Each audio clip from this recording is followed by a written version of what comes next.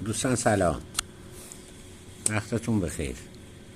یه مقداری سکه جمهوری اسلامی 100 تومانی با بارگاه آقا امام رضا، یه تعدادی بانکی هن، یه تعدادی حالا یه خورده لکه دارن. 100 تومانی داره، 500 تومانی داره،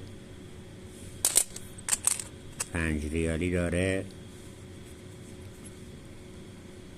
10 ریالی، عذر میخوام، 5 ریالی داره، 1 ریالی داره، 10 تومانی داره، 25 تومانی داره. ارزم به خدمتتون 25 تومانی 3 مدل، 500 تومانی 2 مدل، 25 تومانی 2-3 مدل، 10 تومانی داره. عذر میخوام، یه سری هم رضا شاهی داره. حالا این 2000 تومانه، یعنی 200 ریال.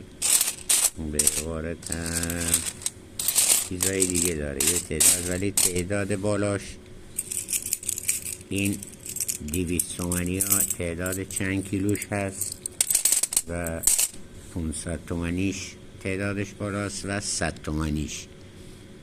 حالا اگر کسی مایل به خرید بود هستیم در خدمتتون. 100 تومانیاش 90 تا دونه است و 4 ضربه که بارگاه آقای امام رضا و حالا نمیدونم عید قدیر 4 ضربه، عکس 4 ضربش هم گذاشتم. در خدمتتونم.